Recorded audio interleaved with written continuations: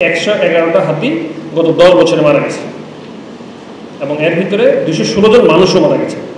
এই দুইটা নাম্বার হচ্ছে সবচেয়ে ইম্পর্টেন্ট, যে আমার ম্যানেজমেন্ট বলি, কনফ্লিক্ট বলি, সব কিছুতে এই জিনিসটা আসছে।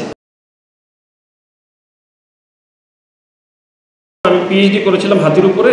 আমি স্টাডি করতে গিয়ে দেখলাম যে আমাদের হাতির স্টাডিগুলা শুধুমাত্র হিউম্যান এলিফ্যান্ট কনফ্লিক্ট নিয়ে, কিন্তু কনফ্লিক্টের যে কারণগুলো, ইকোলজি জানা, বিহেভিয়ার জানা, সিজনাল মুভমেন্টগুলো জানা, মাইগ্রেশন প্যাটার্নটা কেমন, তার ডিজিজ কী, সেটা নিয়ে কোনো স্টাডি বাংলাদেশে হয় না এখন পর্যন্ত। আমরা পার্শ্ববর্তী দেশগুলোতে দেখি, ইন্ডিয়াতে দেখি, শ্রীলঙ্কায় দেখি, প্রচুর স্টাডি আছে এগুলোর উপর, কিন্তু আমাদের দেশে এই স্টাডিটা নাই। আমাদের আরেকটা জিনিস শুরু হয়ে গেছে, এটা direct killing of elephants of electrocution. এটার একটা মূল কারণ হচ্ছে, আমি বিভিন্ন জায়গায় দেখতে পাইছি যে আমরা সোলার ফেন্সিং করার কারণে লোকজন জেনে গেল যে কীভাবে এটার ভিতরে কারেন্টের লাইন দিয়ে হাতিকে মারতে হয়। এটা একটা মূল কারণ। আরেকটা বিশাল সমস্যা এখন মব ম্যানেজমেন্ট। হাতি যদি গ্রামে আসে, মনে হয় যে মানুষের একটা সিনেমা দেখানো শুরু হয়েছে, সব মানুষ এখানে আসে, মানে সবাই মিলে চলে আসে। তখন হয় কি, হাতি মানে এদিক কোথায় যাবে সে চিন্তাই করতে পারে না। ইভেন কোরিয়ান এপিজেডে 4টা হাতির কথা বলা হয়েছে, ওটাকে দেখার জন্য মানুষ গাড়ি দিয়ে আসে। তার মানে বুঝার অবস্থাটা কোথায়, আমরা কোন জায়গায় আছি। ইভেন শেরপুরেও দেখে আসছে, স্যাররা গেছেন, স্যার দেখে আসছে। মানুষের যা ইচ্ছা তা মানুষ ঢিল মারতেছে, ছবি তুলতেছে, সেলফি তুলতে গেলে তো হাতির কাছে যেতে হচ্ছে আপনাকে। Wild elephant, this is not a fun. মানে এটা আমাদের খুব একটা বড় ইস্যু। এই মব ম্যানেজমেন্ট করার জন্য আমাদের যে এলিফ্যান্ট রেসপন্স টিম আছে, ওদেরকে একটু ক্যাপাসিটেট করতে হবে। ফরেস্ট ডিপার্টমেন্টের ফিল্ড লেভেলে যারা কাজ করেন, ওনাদেরকে ক্যাপাসিটেট করতে হবে। ইন্টার ডিপার্টমেন্টাল একটা কোঅপারেশনের গ্যাপ আছে আমি দেখতে পাইছি। যেটা হচ্ছে কি, আমি শেরপুরটা এক্সাম্পলটা দিই। গত 2 মাস আগে আমি শেরপুরে গিয়েছিলাম একটা ফরেস্ট ডিপার্টমেন্টের মাধ্যমেই। ওখানে লোকজন বলতেছিল জেলা প্রশাসন থেকে আমাদেরকে তেল দেয়, তারপর হচ্ছে কি মোটর দেয়, আপনারা দিচ্ছেন না কেন? তেল আর মোটর দিয়ে সে সোলার ফেন্সিং করে, চারপাশে ইলেকট্রিক লাইন লাগায়, ওটা থেকে হাতি মারবে। এখন আমি ইউনো স্যার ছিলেন, আমি জিজ্ঞেস করলাম যে আপনি যেটা দিলেন এর মাধ্যমে তো হাতির জন্য আপনি ক্ষতি করতেছেন। উনি বলছেন না, আমরা তো লোকজন চায় দেখে দিচ্ছি। আপনি চায় দিলে তো হবে না, মানে অ্যাসেসমেন্টটা করতে হবে। আমার অ্যাসেসমেন্টে ফরেস্ট ডিপার্টমেন্ট এবং ডিস্ট্রিক্ট বা যারাই কাজ করেন, ওনাদের ভিতরে একটা কোলাবোরেশন দরকার আছে। ট্রান্সবাউন্ডারি প্রোটোকল একটা হয়েছে 10 বছর 2020 সালে, আমি যতদূর বিশ্বাস সাইন হয়েছে। 5 বছরে আমরা এসওপিটা তৈরি করতে পারলাম না, আমি জানি না কেন হয় নাই।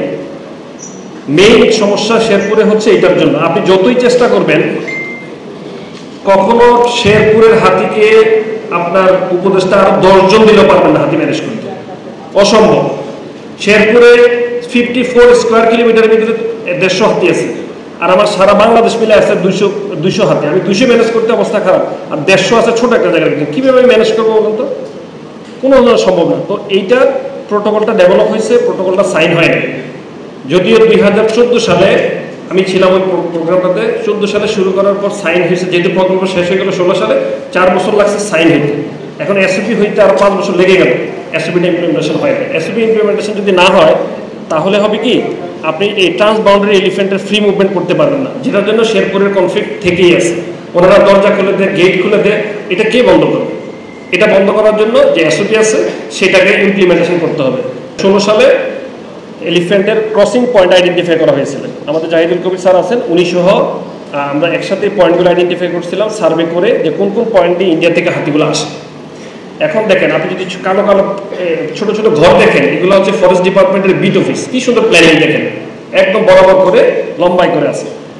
অথচ এবং ইআরটিগুলো 2016 সালে ওই বরাবরই করা হয়েছিল। তার মানে কি, আমি এন্ট্রি পয়েন্টটা ঠিক করলাম এবং ওইখানে এলিফ্যান্ট রেসপন্স টিম দিলাম, দিয়ে ওখান থেকে হাতিটাকে সরাচ্ছি, আর হাতি আসতে পারতেছে না। এখন করছি কি, আমার বিভিন্ন প্রকল্প হয়েছে, 2টা 3টা সুফল প্রকল্প, অন্যান্য প্রকল্প যেগুলো হয়েছে, নিচের দিকে অনেকগুলো এলিফ্যান্ট রেসপন্স টিম হয়েছে। ওখানে এখন 520 জন এলিফ্যান্ট রেসপন্স টিম আছে। আমি ওই দিন শুনলাম যে ডিএফও স্যার গেছেন, সবাই মিলে ধরছে আমার এখানে একটা ইআরটি লাগবে, ইআরটি করে ফেলছে। এভাবে বারবার ইআরটি করলে হবে না। ইআরটি যদি করেন সাইডে, যেখানে হাতি ঢুকতে পারবে না, সেখানে ঘর ভিতরে ঢুকে গেলে তো হাতি আপনাকে মারবেই, আপনাকে ঢুকতে মানা করতে হবে যে ঢুকতে পারবে না ওখান থেকে। এবং এলিফ্যান্ট রেসপন্স টিমে দেখা গেছে যে যেখানে হাতি তাড়াচ্ছে, সেখানকার মানুষ ছাড়া অন্য দূরের মানুষ আছে, তো এটা কীভাবে আসবে? যে জায়গায় হাতি আসে সেই এলাকার লোকজন দিয়ে এলিফ্যান্ট রেসপন্স টিম তৈরি করতে হবে। এই প্ল্যানিংগুলোতে একটু গ্যাপ আছে। 2টা ছবি আছে, একটা হচ্ছে বালিঝুরি রেঞ্জ আর একটা হচ্ছে ইনানি রেঞ্জ। বাম পাশেটা হচ্ছে ইনানি রেঞ্জের, কক্সবাজার। দেখেন পার্পল কালার যেটা দেখতে পাচ্ছেন, এই পার্পল কালারটা হচ্ছে মানুষের ঘর বাড়ি, সবুজ পুরোটা হচ্ছে মানুষের ফরেস্ট, বাংলাদেশের ফরেস্ট। আর ওই যে উপরে দেখেন ডান দিকের ছবিটাতে, ডান দিকে হচ্ছে এলিফ্যান্টের ক্রসিং পয়েন্ট এবং 0 পয়েন্ট। আমি কেন এখানে 0 পয়েন্টে গিয়ে বাড়ি করতে গেলাম, আমি কেন ফরেস্টের ভিতরে বাড়ি করতে গেলাম? সবুজ, গাঢ় সবুজ কালারটা হচ্ছে মানুষের জমি, দেখেন তো কোথায়? ফরেস্টের ভিতরে। এখন হাতি আসছে তো ফরেস্টের ভিতরে ঢুকবে। আমার সিএফ স্যার কিছুক্ষণ আগে বলে গেলেন হাতি নাকি মানুষের জায়গা যায়। আমি তো একটা এক্সাম্পল আমি দেখাইতে পারবো না, ম্যাপিং করে দেখান আমাকে যে হাতি কক্সবাজার শহরে এসে মানুষকে মারছে, নাই। আপনি শেরপুর শহরে এসে হাতি মারছে দেখাইতে পারবেন? নাই। কিন্তু এই ছবিটা দেখা যাচ্ছে, এটা আমি হয়তো ম্যাপিং করলে এখন আরো নিচে আসবে, কিন্তু মূল জিনিসটা হচ্ছে ফরেস্টের ভিতরে মানুষ বসে থাকে, মানুষের জমি জমা যা আছে সব ফরেস্টের ভিতরে। এইখান থেকে যদি বের না হইতে পারি, আপনি হাতির প্রজেক্ট এই আরো নিবেন, একই ঘটনাই ঘটবে। এখন আরো এলিফ্যান্ট রেসপন্স টিম হয়ে যাবে, তো ঘটনাটা ওইভাবে করা যাবে না। এটা হচ্ছে এলিফ্যান্টের একটা করিডোর। কিছুদিন আগে যে আমার দুজন অফিসার যে ইনজুর্ড হলেন, সেটা সেই জায়গাটা দেখেন। এই এলিফ্যান্টের করিডোরটার ভিতরে আমি যদি দেখতে পাচ্ছি না, আমি ছোট করার কারণে এখানে এই কালো বক্সটা দিয়ে হাতি যাতায়াত করে। এই যে কালো বক্সের যে জায়গাটা ডট ডট দেয়, এখানে দেখেন আর্মি ক্যাম্প আছে, বিজিবি ক্যাম্প আছে, মানুষের বাড়িঘর আছে, ফরেস্ট ডিপার্টমেন্টের বোটানিক্যাল গার্ডেন আছে, কোকোনাট বাগান আছে, এবং যে একটা বাউন্ডারি দেয়। আপনি কোথায় যাবেন? এই হাতিটা এদিক থেকে যায় ওইদিকে নাইক্রুচুরি ছোটে। পরের ছবিটা দেখেন তাহলে বুঝতে পারবেন। এই যে দেখেন, এই লালটা হচ্ছে হাতির চলাচলের রাস্তা। আমার ক্যান্টনমেন্ট এটার উপরে, আমার বোটানিক্যাল গার্ডেন এটার উপরে, আমার নারিকেল বাগানের সবকিছু এটার উপরে। এখন যখন আমরা প্রস্তাবটা দিলাম যে বন্ধ করেন, ওনারা বলে যে না, আমরা খোলা জায়গা রাখবো, যেহেতু প্রস্তাব পাশ হয়ে গেছে। খোলা রাখছিলেন তখন। এখন যদি আপনি যান, আপনি একটা পিঁপড়া ঢুকতে পারবেন না ক্যান্টনমেন্টের ভিতরে। এতদিন ছিল কি এলিফ্যান্ট রোড, যেখানে দুইটা হাতির আমরা মূর্তি দেখি। আমরা এখন এই যে রাজারকুলে যাই, ওখানে আপনি এলিফ্যান্ট গেট পাবেন, যেখানে দুইটা দাঁতের শেপ দিয়ে এলিফ্যান্ট গেট বানানো হয়েছে। ওই এলিফ্যান্ট গেটই দেখতে পাবো, আর হাতি দেখতে পাবো না। ওই দেখেন নাইক্রুচুরিটা কোথায়? নাইক্রুচুরি ওই কোনায়। এখন হাতি এদিক থেকে ঢুকে এদিকে আসার কথা, তো হাতি তো আসতে পারতেছে না। আপনি বলতেছেন যে হাতি নাইক্রুচুরিতে অ্যাক্সিডেন্টলি আমার দুইটা স্টাফকে মারছে। না, হাতি তো এদিক থেকে নাইক্রুচুরি এদিকে যাওয়ার কথা, যেতে পারতেছে না সে। আমি কিছুদিন আগে একটা মিটিংয়ে শুনছিলাম যে রেল লাইন করা হয়েছে, আপনারা কিছু বলেন নাই। এই রেল লাইনের সার্ভেটা করা হয়েছিল। এই বাম পাশের যে ছবিটা, সেখানে এলিফ্যান্ট, এই সোজাটা হচ্ছে এই রেল লাইন, 7টা পয়েন্ট বলা হয়েছিল, যেগুলো দিয়ে হাতি সবসময় যাতায়াত করে। আর ডান পাশেগুলো হচ্ছে সিজনাল পয়েন্ট। এখানে মনে 9টা আছে, 1 4 4 8টা বা 9টা। এই 16টা বা 17টা পয়েন্টের কথা কিন্তু উল্লেখ করে দেওয়া হয়েছে। ফরেস্ট ডিপার্টমেন্টের যিনি ডিএফও ছিলেন তখনকার, আমি সহ ছিলাম এই মিটিংয়ে, অনেক জোরাজোরির পর এগ্রি করা হয়েছিল। কিন্তু কোনো একটা কারণে এটা কিন্তু ইমপ্লিমেন্টেশন হয় না। একটা ওভারপাস করা হয়েছে এবং ওভারপাসের ডিজাইন সহ দেওয়া হয়েছিল, ডিজাইনটা হয়নি। তো এইগুলা কনসিডারেশন আনা উচিত ডেভেলপমেন্ট ওয়ার্ক করার সময়। কিছুক্ষণ আগে সিএফ স্যার নিজেই বললেন যে আমরা এখন হাতির হ্যাবিটেট ইমপ্রুভমেন্টের জন্য গাছ লাগানোর জন্য উপদেষ্টা মহোদয়ের দায়িত্ব নিচ্ছেন। ভাই, গাছ লাগায় না, ফরেস্টটাকে প্রোটেকশন দেন। এটা একটা স্টাডি, পিওর স্টাডি। আমি 3টা, এই যে চুনতি, দুধপুকুরিয়া, থোপাচুরি এবং টেকনা ওয়াইল্ড লাইফ সেঞ্চুরি, আমার সুপারভাইজার মনিরুল খান সাহেব আছেন, উনি সহ স্টাডিটা আমরা করছিলাম। আমাদের স্টাডিতে আসছে 70% খাবার হাতি খায় হচ্ছে শুধুমাত্র হার্ব সার। আমি গাছ লাগাইলে পরদিন যে হাতি আবার খেয়ে ফেলবে, এটা ভাই এটা প্রমাণিত। সুতরাং আমি যদি হাতির হ্যাবিটেটটাকে শুধু প্রোটেকশন দিই, আপনার টাকা নষ্ট করতে পারেন, শুধু প্রোটেকশন দিবেন। আমার তো ওই ফরেস্টের থেকে ইনকাম করার দরকার নেই, আমার ফরেস্টটাকে হ্যাবিটেট বানানো দরকার, হাতির হ্যাবিটেট ইমপ্রুভমেন্ট। তো সেই জায়গায় আমার কাছে মনে হচ্ছে দেখেন অলমোস্ট 70% খাবারই হাতির হচ্ছে হার্ব, সাপ, ফার্ন, এগুলো। আমরা যদি হাতিকে কলারিং করতে পারি, তাহলে হাতির মুভমেন্টটা জানতে পারবো, কোথায় আছে, কোথায় মুভমেন্ট করে, কোথায় যাচ্ছে, কখন কোথায় যাচ্ছে, এটা রিয়েল টাইম ডাটাটা পাওয়া যাবে। এটার উপর বেসিস করে আমরা ইনিশিয়েটিভ দেখতে পারবো যে আসলে কি করা যেতে পারে, কি করা না যায়। আমি পরে স্লাইডগুলো খুব একটু মনোযোগ দিয়ে দেখার জন্য বলবো, আমি জাস্ট স্লাইডগুলো দেখাবো। এইটা হচ্ছে শ্রীলঙ্কার একটা স্টাডি। সবুজ পয়েন্টগুলো হচ্ছে হাতির অবস্থান, দেখেন এটা টাইমটা দেখেন আর পয়েন্টগুলো দেখেন। জুলাই 2008-এ হাতির গ্রুপটা ছিল এই সবুজ পয়েন্টটাতে, আর কালোগুলো হচ্ছে হাতির ফুটপ্রিন্ট, হাতি মুভমেন্ট করতেছে। নভেম্বর 2008-এ দেখেন হাতি কতটুকু জায়গায় মুভমেন্ট করছে। মার্চ 2009-এ দেখেন এই এরিয়াটা, জুলাই 2009-এ দেখেন, নভেম্বর 2009। তার মানে হচ্ছে কি, এই দেখেন হাতির আমি হ্যাবিটেটটা পেয়ে গেলাম, এই ডাটাটা আমার কাছে নাই।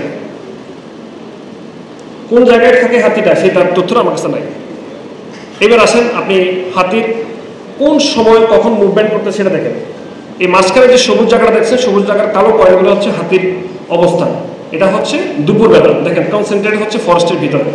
এটা কিন্তু রিয়েল টাইম ডাটা একদম। এটা হচ্ছে 4টার সময় দেখেন হাতিগুলো একটু স্পার্স হয়ে গেল। রাতের 8টায় দেখেন হাতিগুলা বের হয়ে গেছে ফরেস্টের ভিতরে। মধ্যরাতে দেখেন কোথাও ওই ফরেস্টের ভিতরে কোথাও নাই, হাতি সব চারদিকে ছড়িয়ে গেছে। এবার দেখেন 4টার দিকে দেখেন হাতিগুলো ফিরতেছে আবার। সকাল 8টায় দেখেন সবগুলো হাতি আবার একই জায়গায় আসছে। আমি কিন্তু জেনে গেলাম আমার কলারিং এর মাধ্যমে আমার হাতিগুলো কোথায় থাকবে, কোথায় মুভমেন্ট করতেছে ইজিলি। এই জিনিসটা রিয়েল টাইম ডাটা আমাদের কাছে নাই, এইটা লাগবে।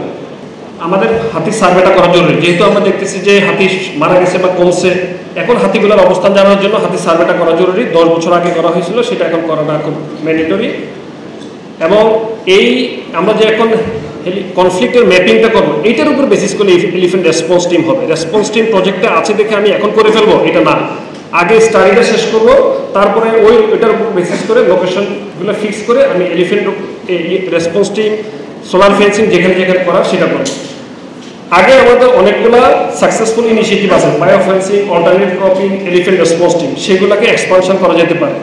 আরেকটা হচ্ছে কোনো পেমেন্ট এলিফ্যান্ট রেসপন্স টিমকে করা যাবে না স্যালারি হিসেবে। আমি যদি সুন্দরবনে না দিই টাইগার রেসপন্স টিমের সদস্যদেরকে, আমি এখানে কেন দিব? তার মানে কি প্রতি বছর রেভিনিউ বাজেট থেকে ওরা সরকারি হিসেবে বেতন পাবে? এটা নিয়ে একটা কনফ্লিক্ট হবে পরে। আপনারা অন্য কোনো মেথডে হয়তো দিতে পারেন, কিন্তু আপনি যদি মান্থলি হিসেবে বেতন দেন এটার জন্য পরে সাফার করতে হবে, কারণ সবসময় এটার প্রজেক্ট থাকতে হবে অথবা সরকার থেকে অর্থ বরাদ্দ থাকতে হবে। যদি এটা এনশিওর হয় সেটা ভিন্ন কথা, কিন্তু তখন সারা বাংলাদেশে সব জায়গায় দিতে হবে। কারণ আমি এখানে কেন দিচ্ছি, চুনতিতে দিচ্ছি না কেন, কক্সবাজারে কেন দিচ্ছি না, টাইগার রেসপন্স টিম সুন্দরবনে কাজ করছে সুন্দরবনে কেন দিচ্ছি না? তো আমি আর লম্বা না করে আমার আমি শেষ করলাম। ও থ্যাংক ইউ, আমি একটু সময় নিলাম আপনাকে।